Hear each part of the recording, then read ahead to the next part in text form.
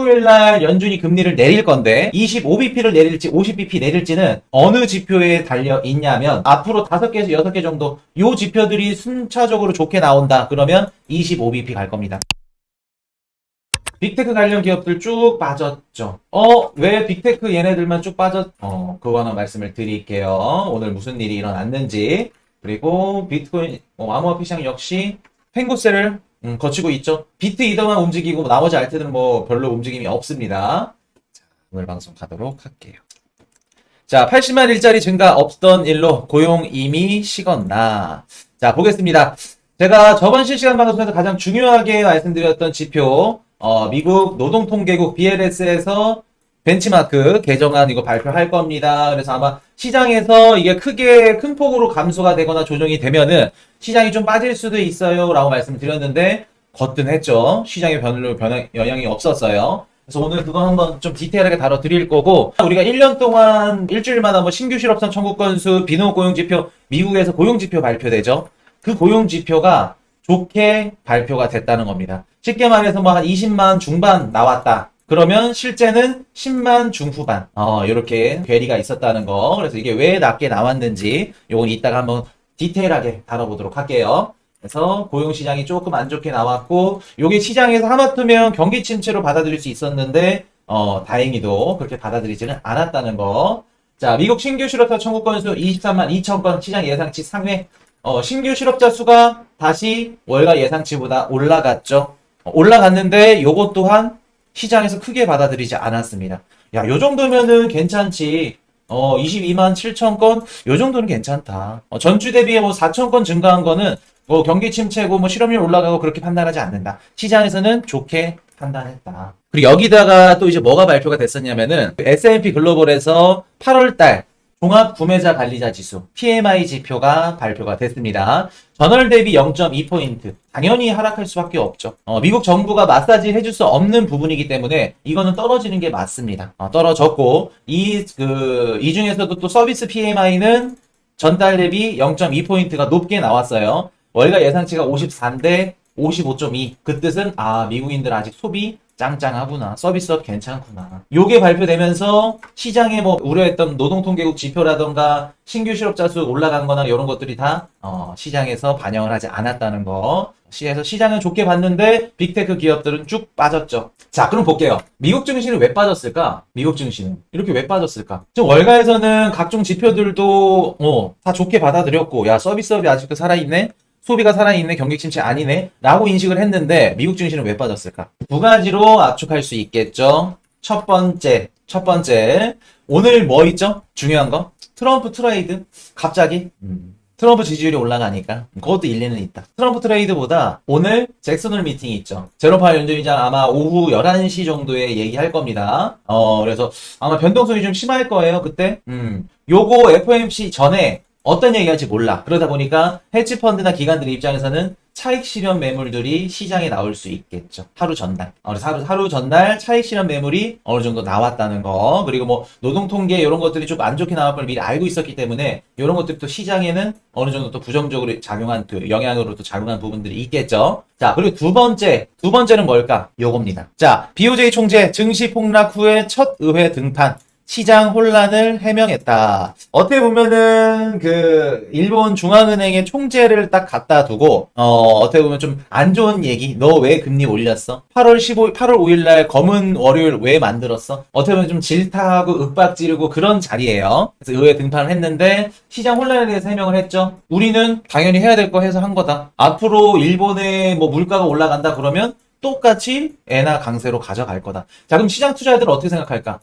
8월 5일 날처럼 검은 먼데이, 검은 월요일, 블랙 먼데이 나올 수 있겠네. 추가 폭락이 나올 수도 있겠네. 엔캐리 트레이드 청산이 다시 한번 나올 수도 있겠네. 시장에 어떻게 보면 불안감을 조성해줬죠.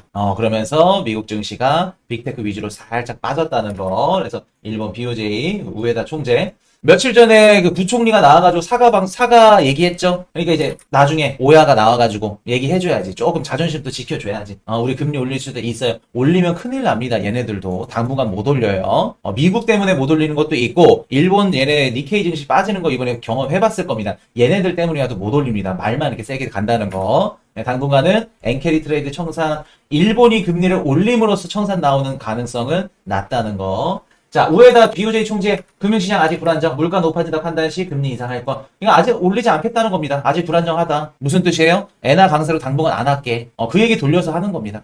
요게 시장에 영향을 끼쳤다는 거. 자, 페어의 데이터 센터, 빅테크의 절약 묘수. 자, 뒤집어집니다. 이제 내년에 올해도 이제 많이 진행이 됐지만, 내년에는 AI 센터라던가 데이터 센터 아니면 산업시설, 요런 인프라 시설 기반의 막대한 자금이 들어갈 겁니다. 지금도 들어가고 있지만. 그래서 예를 들어서 이렇게 하는 경우가 좀 많다고 해요. 미국에서. 오래된 화력발전소, 수력발전소, 너무 오래돼가지고 막 부식되고 활용할 수가 없는 그런 부지를 매입해가지고 거기에 이제 데이터 센터로 들어가는 겁니다. 그래서 원하는 전기, 에너지, 수력, 물까지 다 조달받을 수 있게끔. 그래서 예전에 이렇게 했던 페어들, 이런 것들을 사가지고 들어간다는 거. 아마 학교를 조금 부셔가지고 할 수는 없나? 에너지 센터나 그런 것들도 가능할 수 있겠죠. 왜냐면 어떻게 보면 출산율이 계속해서 낮아지면 낮아질수록 학교나 이런 것들은 줄어들 수밖에 없으니까 수요가. 우리도 학교나 아니면 좀 폐허라던가 좀 남는 건물들 이런 것들을 활용해가지고 데이터 센터나 이런 것들을 좀 지을 수 있는 나중에 좀 비즈니스를 좀 찾아보면 좋을 것 같아요. 자, 헤지펀드 대부 달리오 이 종목 샀다. 애플, 엔비디아 팔고 요거 샀다고 합니다. 뭘까? 뭐 샀을까? 일라이릴리 CVS 팔고 애플, 엔비디아 팔고 워렌 버핏도 애플 팔았죠? 엑손모빌 샀다고 합니다. 엑손모빌을 샀다는 거는 뭐를 예상한다는 걸까? 달리오가.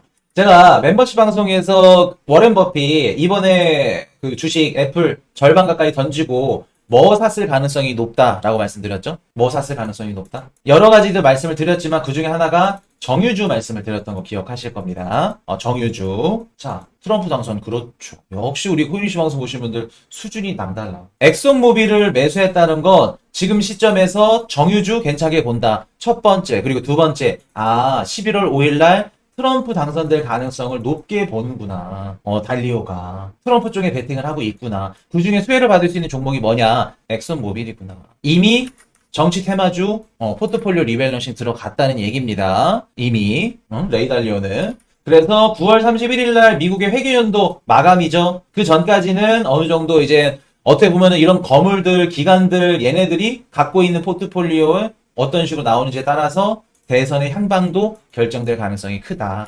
어떻게 될지. 물론 얘네들이 한다고 해서 트럼프가 된다, 안 된다, 그렇게는 알 수는 없지만, 우리도 어느 정도 이제 올해 연말부터 내년 상반기까지 알트코인들 다 정리할 거라 말씀드렸죠? 포트폴리오 리밸런싱이 들어가야 된다는 거.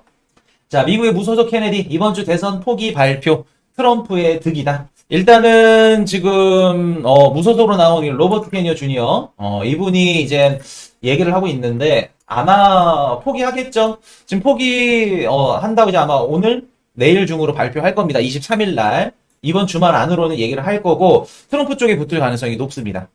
지금 이분이 원하는 건 뭐냐면, 환경부 장관이야. 환경 변호사였기 때문에, 환경부 장관 자리를 지금 원하는데, 이거를 해리스 측에서는 이미 거절을 했습니다. 그래서 벤치 먹고 트럼프 쪽에 가서 야, 내가 갖고 있는 표가 5% 정도 되는데 요거 줄까? 그럼 나 환경부 장관 좀 임명해 줄 수 있어? 지금 딜을 하고 있는 거죠. 어떻게 보면은 케네디가 어디 쪽에 붙느냐에 따라서 대선에 영향을 조금 줄 수는 있기는 하죠. 그렇다 해서 근데 막 큰 영향을 주지는 못한다. 물론 트럼프에 붙더라도 좋고 해리스에 붙더라도 좋은데 해리스에 붙는 게 가장 베스트 시나리오입니다. 해리스한테는. 왜? 트럼프 표심과 그리고 케네디 표심과 요게 겹칩니다. 그 표를 찍어주는 후보들이 다 어떻게 돼요? 겹쳐요. 겹치기 때문에 어떻게 된다? 차라리 해리스 쪽에 붙으면 해리스 입장에서는 트럼프 쪽의 표심을 가져올 수 있는 그런 일이 벌어지죠. 그렇기 때문에 해리스 쪽에 붙으면 좋겠는데 바이든 등지고 나간 사람이기 때문에 쉽게 되지 않을 겁니다.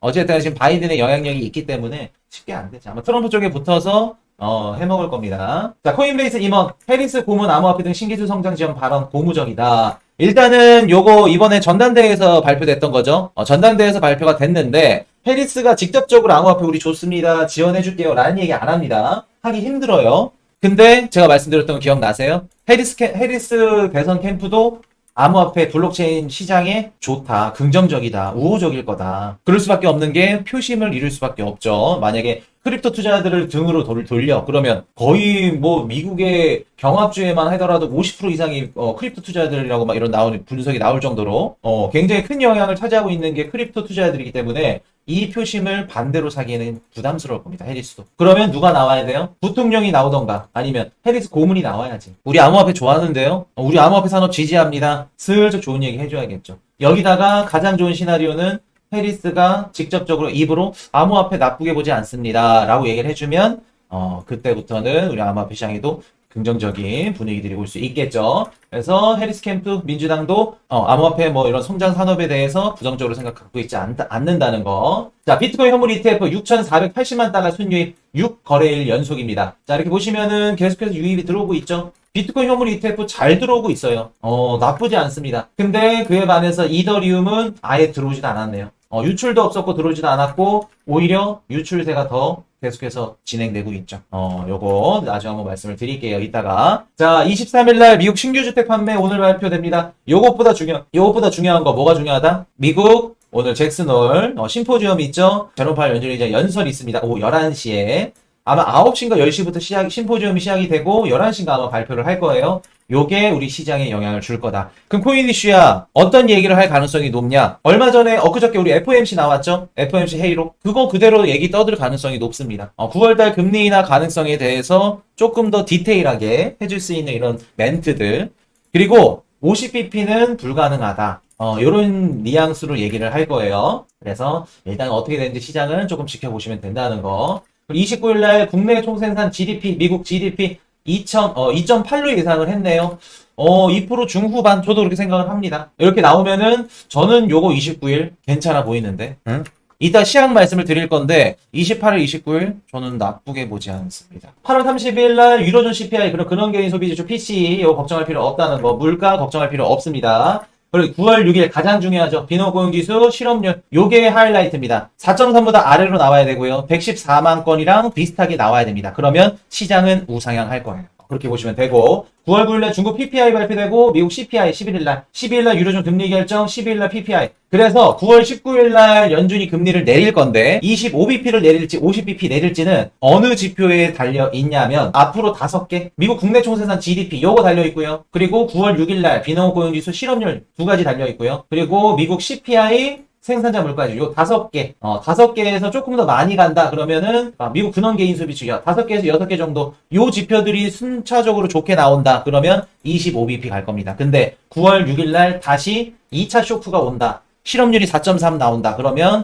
50bp 가능성도 열어두셔야겠죠. 근데 99.9% 확률로 25bp 내릴 겁니다. 실제로 50bp 내릴 환경이 되더라도 안 내릴 거예요. 25bp만 내릴 겁니다. 왜 그렇게 내려야 되는지 이따가 한번 말씀을 드려볼게요. 자, 그리고 뭐 오늘 빠진 거 있나 한번 볼게요. FOMC 회의로 긍정적으로 나왔죠. 금리 인하 가능성 높게 판단을 했습니다. 그러면서 회의록 발표되고 나서 채권 금리는 쭉 하락했죠. 그리고 타겟 미국이 어떻게 보면 소매 판매 지표를 알 수 있는 기업이죠. 월마트, 타겟, 홈플러스 타겟의 실적이 좋게 나왔습니다. 그 뜻은 미국인들 소비 아직 괜찮구나. 반면에 메이시스 백화점 실적은 나쁘게 나왔어요. 이거 뭐를 의미하는 걸까? 미국인들의 생필품, 소비, 뭐 진짜 필요한 거, 저렴한 거, 가성비 이런 소비는 아직까지 어느 정도 받쳐주고 있지만 명품이나 뭐 가구라던가 좀 고가의 비싼 이런 그 소비들 이런 것들은 현저히 줄기 시작했다. 백화점보다 마트 가서 산다, 장 본다. 외식보다 집에서 해먹는다. 점점 천천히 둔화되고 꺾이는 건 맞다.